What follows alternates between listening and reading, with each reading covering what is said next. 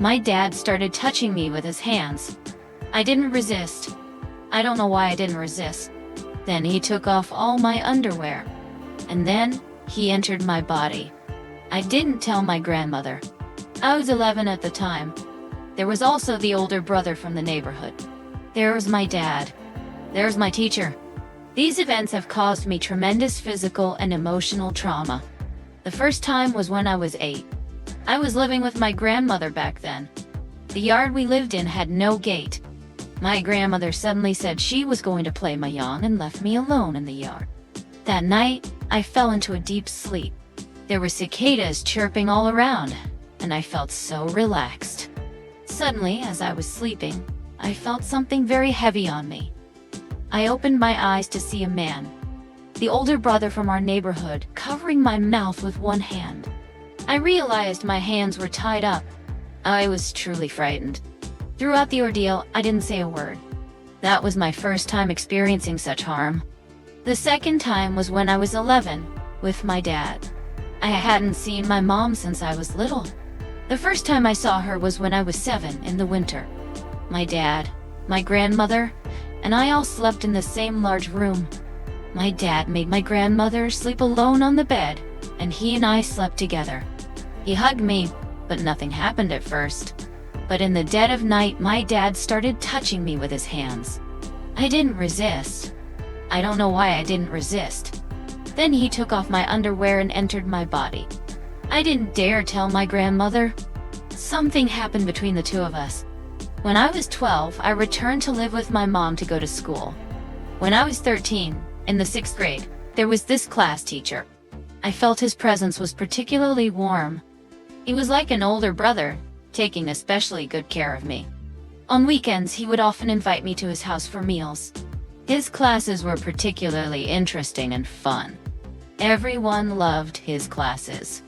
He was my Chinese teacher, my homeroom teacher.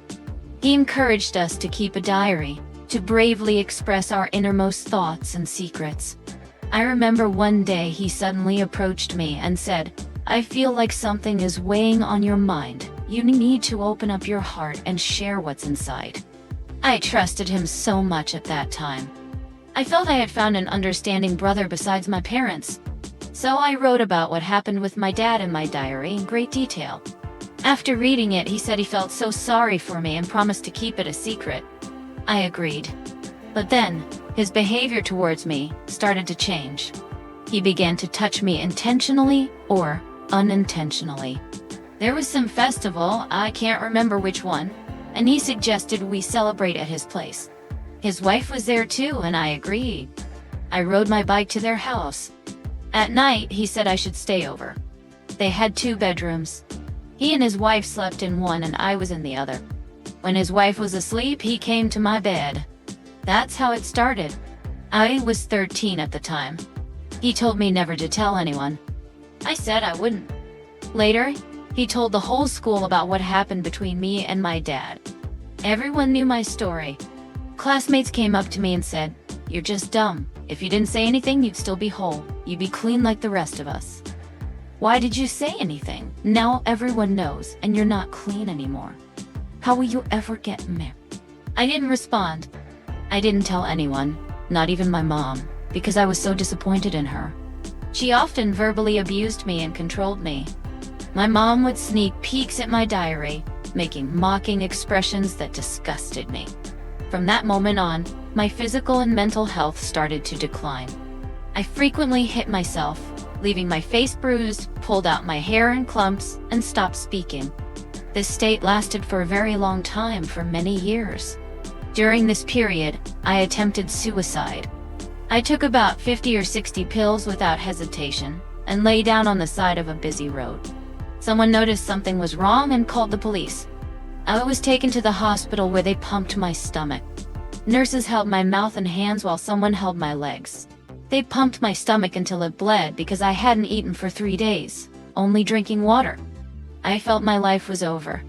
I felt abandoned by fate. After I got better, I thought about it and decided to live well, to slowly change my living conditions, to leave that place of turmoil and find a place where no one knew me to live. I'm doing pretty well now. living on my own, living a good life.